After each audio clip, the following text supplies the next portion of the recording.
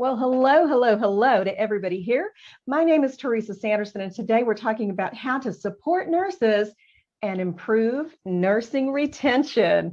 I want to thank you for joining me today. And if you haven't connected with me yet, I would like to ask you to go ahead and ring the red bell. If you're catching me on YouTube, subscribe to my channel. And also, as you're popping in, please feel free to say hi. Let me know where you're watching from. And if you're catching me on the replay, comment #replay.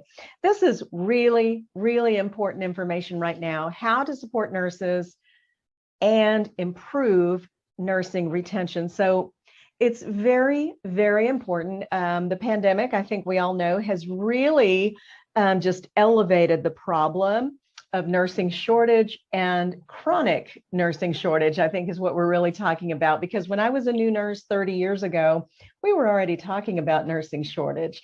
And I remember my first year of nursing, there were plenty of opportunities for me to work extra shifts for double time pay.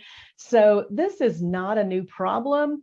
The trouble is the pandemic has again elevated the levels of nursing shortage. There have been, a lot of different things going on, from mandates to just short staffing, unsafe ratios, all different kinds of things affecting nursing practice in the last couple of years. That has finally just elevated the chronic nursing shortage to a huge, huge problem. And so we're kind of seeing this vicious cycle going of, we bring a new nurse in, who knows what happens, and within a few months they leave, right? And older nurses, veteran nursing staff are tired. They are experiencing burnout at high levels and all these things. So is it any surprise that 38 to 40% of nurses are planning to leave the bedside or the field entirely in 2022? This is part of the Great Resignation, okay? And this is huge right now, 38%. 38%. I mean, really get your brain around that, because we're already short-staffed.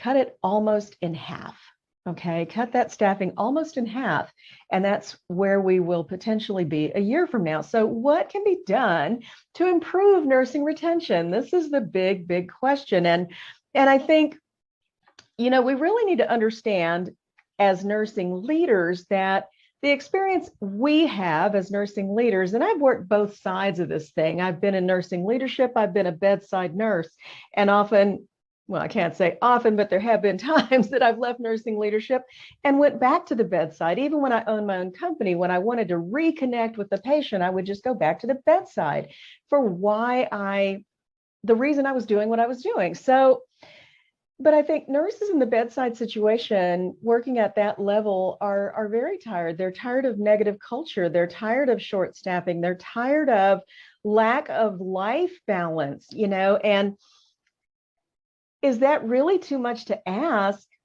in this day and age, right? Is it too much to ask that a nurse might have a career that would also allow him or her to feel like they could prioritize their family life? I don't think that's too much to ask at all. And I think we need to be realistic that what we've asked of nurses for years is probably unreasonable.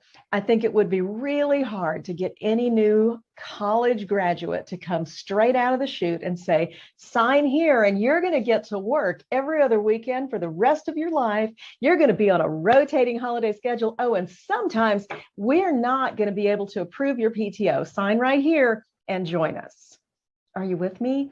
So we're set up from the beginning. We're set up from the beginning for lack of life balance. So now times need to change, right? And I did a recent, just very informal poll on LinkedIn the other day, and 48% of nurses reported to me that they want to leave the bedside due to stress and burnout, while another 43% cited lack of life balance as their primary reason for considering leaving. And all this says is that what? Nurses are in trouble. They're in big, big trouble. So I want to ask you this. We know nurses are in trouble, and we know a couple or a few, right, key reasons why, and we don't seem to be addressing those issues.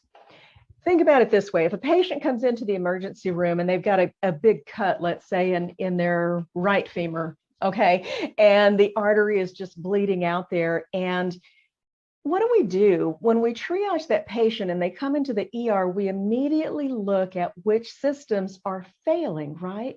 Clearly, this person has an open bleed. We're going to need to put pressure on that right away. We're not going to worry about a lot of other things like, oh, let's flip him over and check his skin integrity right on his backside, because we've got a gaping wound up front. We're going to address the systems that are failing so that we can stabilize or attempt to stabilize that situation.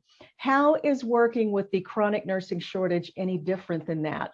We've got to begin to address specifically two systems that are failing. Number one, negative nursing culture. Nursing culture is hard for most nurses.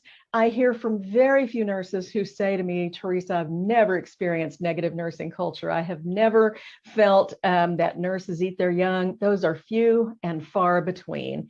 Probably, I don't know, less than 1% of nurses I talk to. So it does happen. And I'm joyful that some have had a great experience, but it's not the norm. Okay, so we need to address negative nursing culture, and we also need to address nursing work environments. And what can we do to create a more positive work environment for nurses? Those are two systems that are failing, that if we could get our arms around, we could have a much better impact on nurse retention and also recruitment, right? Because bringing a new nurse into a toxic work environment where nursing culture is negative and we don't, we're in a kind of a communication standard of conflict, right? Or maybe passive aggressive or even aggressive communication.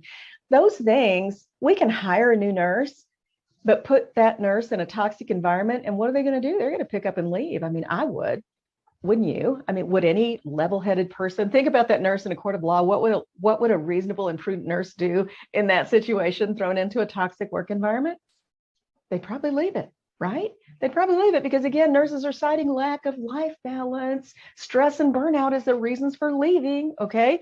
So we've got to improve culture and work environments. And so here's 3 simple strategies that you can take away from this video to bring into that. Number 1, improve nursing culture and work environment by investing in emotional intelligence. Learn how to really communicate with your team members based on what they value most.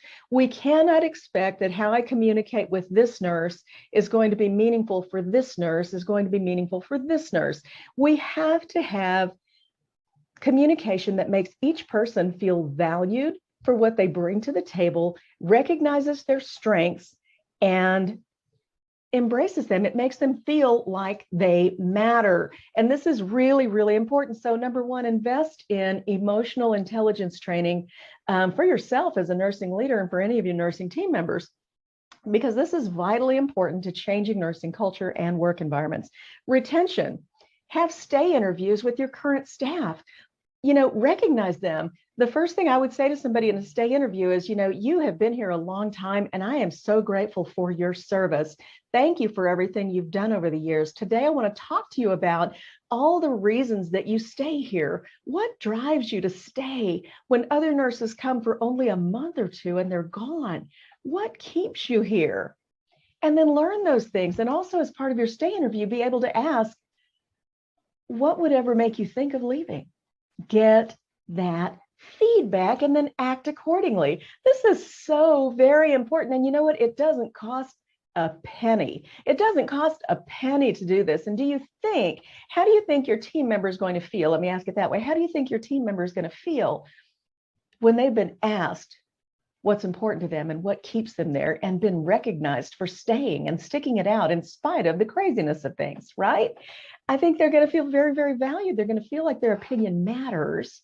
And that is very, very important. Again, that just steps us back to number 1, where we're improving communication through emotional intelligence. Are you with me? So this makes a lot of sense. And number 3, in recruitment, imagine this, that you can interview and hire nurses in a new way that is based on personality science and emotional intelligence and puts the right nurse in the right role. Okay, are you with me? That we can actually determine by somebody's personality traits and their value systems where they may work best, where they may be their most productive, where they can do their best work and really shine. There is a way to do that, and I can show you the way. So all of these are just simple strategies that can help us improve nursing culture and support our nurses. So if this is interesting to you, I would love to connect with you. I have started a movement recently called Nurses Feed Their Young.